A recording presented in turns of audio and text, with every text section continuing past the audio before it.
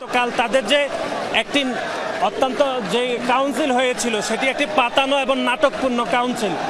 আসসালামু আলাইকুম রহমতুল্লাহ। প্রিয় দর্শক, শিবিরের কমিটি শিবির মেনে নিলেও ছাত্রদল শিবিরের সভাপতি সেক্রেটারি যে নির্বাচন হয়েছে সেটা তারা মানতে নারাজ, তারা মেনে নিতে পারতেছে না, তাদের খুব কষ্ট হচ্ছে। প্রিয় দর্শক, ছাত্রদলের সভাপতি এবং সেক্রেটারি শিবিরের নির্বাচনকে মানতে পারে নাই, যে ভিডিওটি ভাইরাল হয়েছে, চলেন সেই ভিডিও ক্লিপসটি আমরা একটু দেখে আসি।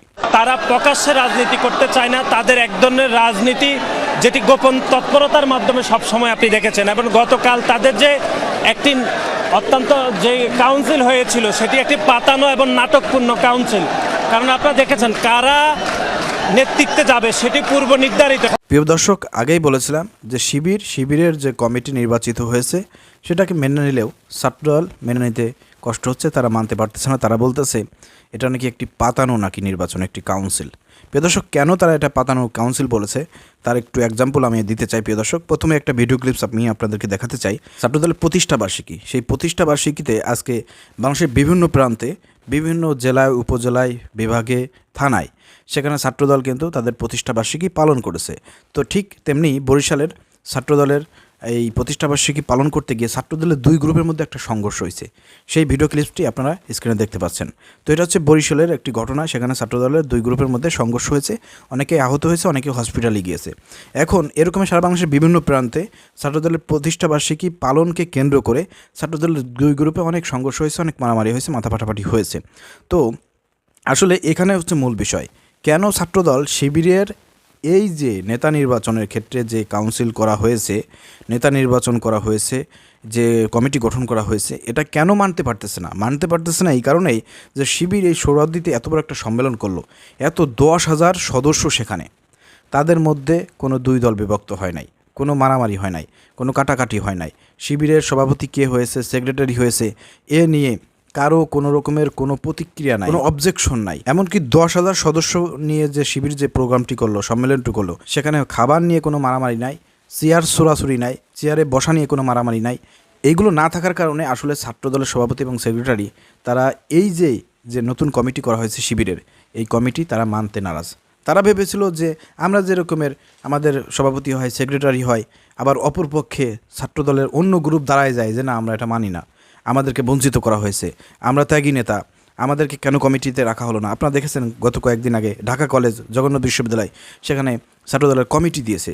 সেই কমিটি কেন্দ্রিক দেখা গেছে যে বিরোধী এক ছাত্রদলের লোকজন তারা দাঁড়িয়ে গেছে, তারা বলেছে যে আমাদেরকে বঞ্চিত করা হয়েছে, আমাদেরকে কমিটি রাখা হয় নাই। পরে তারা স্লোগান দিয়েছে, মশাল মিছিল করেছে। তো তারাও, ছাত্রদল চেয়েছিল যে এরকমের শিবিরের কমিটি ঘোষণা করা হবে, কাউন্সিল তৈরি হবে, তখন শিবিরের অন্য একটা গ্রুপ আসবে, তারা সেখানে মারামারি করবে, মাথা ফাটাফাটি করবে, হসপিটালে পাঠাই দেবে, চেয়ার ছোড়াছুরি করবে, তারা বলবে, স্লোগান দেবে, মশাল মিছিল করবে যে না, আমরা এই কমিটি মানি না, আমাদেরকে বঞ্চিত করা হয়েছে। আসলে এইগুলো তারা মনে করছিল যে শিবিরের মনে হয় প্রোগ্রামে হবে, কিন্তু এটা না হওয়ার কারণে ছাত্রদলের কাছে এটা ভালো লাগে নাই। কারণ ছাত্রদলের চরিত্র হচ্ছে যে কমিটি দেওয়া হবে, টাকা খেয়ে কমিটি দেবে, অন্য এক গ্রুপ দাঁড়ায় যাবে, তারা সংঘর্ষ করবে, তারা প্রতিবাদ করবে, বিক্ষোভ মিছিল করবে, এমনকি মারামারি করবে, কাটাকাটি করবে। এইগুলো না হলে পরে কমিটি তৈরি হয় না। তো এটা হচ্ছে ছাত্রদলের চরিত্র, ছাত্রলীগের চরিত্র। সেই চরিত্রটা শিবিরের মধ্যে পায় না। শিবিরের মধ্যে দেখতে পেয়েছে যে 10,000 লোকের একটা সম্মেলন, সেখানে সুশৃঙ্খলভাবে কত সুন্দরভাবে তারা আয়োজনটি করেছে। প্রতিটা ইভেন্ট তারা এমনভাবে করেছে যে সেখানে প্রশ্ন রাখার কোনো সুযোগ নাই। সবাই সুন্দরভাবে চেয়ার পেয়েছে, সবাই সুন্দরভাবে উপহার পেয়েছে, সবাই সুন্দরভাবে আপনার খাবার দাবার উপভোগ করেছে, সবাই সুন্দরভাবে প্রোগ্রামটি শেষ করেছে, সবাই সুন্দরভাবে যার মতন করে তারা সুন্দরভাবে ভোট প্রদান করেছে। সেই ভোটে সেখানে সভাপতি সেক্রেটারি নির্বাচিত হয়েছে। এখানে কোনো প্রতিপক্ষ নাই, এখানে কেউ কোনো গ্যাঞ্জাম করলো না, কোনো মারামারি করলো না, কোনো ঝামেলা করলো না, কেউ মশাল মিছিল করলো না, কেউ মারামারি করলো না। এসব হওয়ার কারণেই আসলে ছাত্রদলের মনে অনেক কষ্ট যে আমাদের তো কমিটিতে এরকমের হয় না, আমাদের মধ্যে খালি গ্যাঞ্জাম ফাসাদ, শিবিরের মধ্যে গ্যাঞ্জাম ফাসাদ নাই। কেন নাই? তারা এত এগিয়ে যাচ্ছে, ছাত্ররা তাদেরকে সমর্থন করতেছে, তাদের দিকে এগিয়ে যাচ্ছে। এরপরে ছাত্র শিবির 5 আগস্টের পরে তারা যেভাবে জুলাই আগস্টের যে স্মৃতিচারণ করে তারা কিন্তু একটা প্রোগ্রাম করেছিল, সেখানে ছাত্র জনতা সবাই শিবিরের প্রোগ্রামে গিয়েছিল, সবাই দেখছিল জুলাই আগস্টে কীভাবে মেসাকার করা হয়েছে, সেই চিত্রগুলো সেখানে শিবির তুলে ধরেছিল। আবার রিসেন্টলি আপনারা দেখেছেন সারা বাংলাদেশের সায়েন্স এবং বিজ্ঞানী যারা আছে তাদেরকে নিয়ে সায়েন্স ফেস্ট নামের একটি অনুষ্ঠান করা হয়েছে, সেখানে কত মানুষ এসেছে, করতেছে, সবাই ছাত্র শিবিরকে সমর্থন করতেছে। ছাত্র শিবিরের এই উদ্যোগ, ছাত্র শিবিরের এই শিক্ষা, ছাত্র শিবিরের এই সুশৃঙ্খল অনুষ্ঠান সবাই দেখে মুগ্ধ হচ্ছে, সবাই শিবিরের পক্ষে চলে যাচ্ছে। এইগুলো দেখে দেখে ছাত্রদলের আসলে মাথায় কাজ করতেছে না। তারা ভয় পাচ্ছে যে ছাত্র শিবির যেভাবে এগিয়ে যাচ্ছে আমরা তো পিছিয়ে পড়ে যাচ্ছি। আমাদের সাথে যারা আছে তারা তো অছাত্র, তারা তো ঠিকমতো পড়ালেখাই করে না।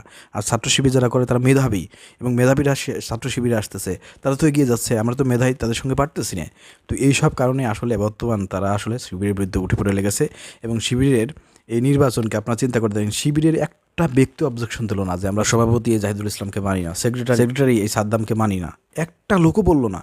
সেখানে দেখেন, এখানে যেহেতু শিবির কোনো অবজেকশন জানায় না, শিবিরের সারা বাংলাদেশের একটা কর্মীও, একটা নেতাকর্মীও কোনো অবজেকশন জানালো না, এখন অবজেকশন জানাচ্ছে আপনার ছাত্রদলের লোকজন। চিন্তা করে দেখেন, শিবিরের কমিটি নিয়ে শিবিরের নেতাকর্মীদের কোনো রকমের কোনো অবজেকশন নাই, এখন অবজেকশন হচ্ছে ছাত্রদলের। তার মানে বুঝতে পারতেছেন, ছাত্রদল এখন শিবিরকে আসলে টার্গেট করেছে, এবং শিবিরকে কীভাবে নিচে নামানো যায়, হেয় প্রতিপন্ন করা যায়, এটা নিয়েই তারা ব্যস্ত।